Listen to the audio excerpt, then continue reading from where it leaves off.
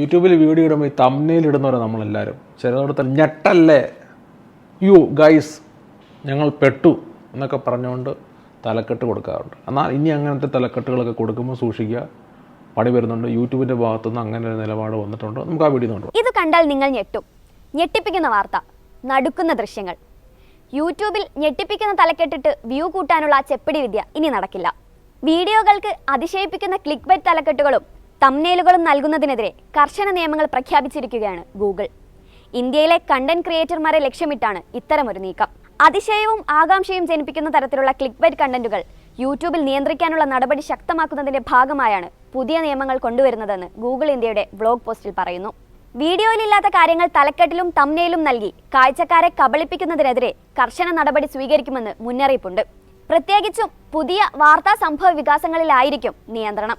പ്രേക്ഷകരെ തെറ്റിദ്ധരിപ്പിക്കുന്ന തരത്തിലുള്ള ഉള്ളടക്കങ്ങൾ തടയുകയാണ് പുതിയ നിയമത്തിലൂടെ ലക്ഷ്യമിടുന്നതെന്ന് ഗൂഗിൾ ബ്ലോഗിൽ പറയുന്നു. ഇന്ത്യയിൽ വരും മാസങ്ങളിൽ തന്നെ നിയന്ത്രണങ്ങൾ നടപ്പാക്കി തുടങ്ങുമെന്നും പോസ്റ്റിൽ പറയുന്നുണ്ട്. പുതിയ വാർത്താ സംഭവങ്ങളിൽ വീഡിയോക്കകത്തെ ഉള്ളടക്കമല്ലാത്ത തലക്കെട്ടും തംബ്നെയിലും നൽകിയാൽ ക്ലിക്ക് ബൈറ്റായി കണക്കാക്കും. പുതിയതും സുപ്രധാനവുമായ വാർത്തകൾ തിരഞ്ഞ് യൂട്യൂബിലെത്തുന്നവരെ നിരാശപ്പെടുത്തുന്നതാണ് ഇത്തരം രീതികളെന്ന് ഗൂഗിൾ ചൂണ്ടിക്കാട്ടുന്നുണ്ട്. പ്രേക്ഷകർക്ക് തെറ്റിദ്ധരിപ്പിക്കപ്പെട്ടതായും പറ്റിക്കപ്പെട്ടതായും തോന്നലുണ്ടാകും. ബ്ലോഗ് പോസ്റ്റിൽ ഉദാഹരണ സഹിതമാണ് പുതിയ നിയമത്തെക്കുറിച്ച് ഗൂഗിൾ വിശദീകരിക്കുന്നത്. പ്രസിഡന്റ് രാജിവെച്ചു എന്ന തലക്കെട്ടോടെയുള്ള ഒരു വീഡിയോ വാർത്തയാണ് ഉദാഹരണമായി പറയുന്നത്.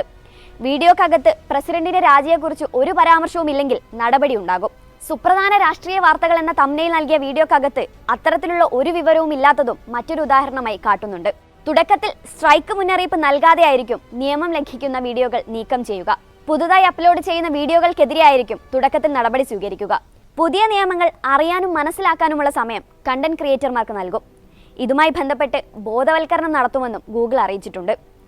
അതേസമയം ഏതൊക്കെ മേഖലയിലാണ് യൂട്യൂബ് നിയന്ത്രണം കൊണ്ടുവരുന്നതെന്ന കാര്യത്തിൽ അവ്യക്തത നിലനിൽക്കുന്നുണ്ട്.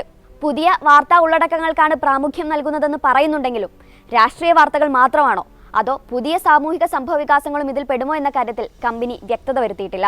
കായിക വാർത്തകൾക്കെതിരെ നടപടി ഉണ്ടാകുമോ എന്ന കാര്യവും വ്യക്തമല്ല. യൂട്യൂബിന്റെ ലോകത്തെ ഏറ്റവും വലിയ മാർക്കറ്റാണ് ഇന്ത്യ. ഏറ്റവും പുതിയ കണക്കുപ്രകാരം 476 മില്യൺ യൂട്യൂബ് യൂസർമാരാണ് രാജ്യത്തുള്ളത്. തൊട്ടുപിന്നിലുള്ള അമേരിക്കയുടെ ഇരട്ടിയോളം വരും ഇത്.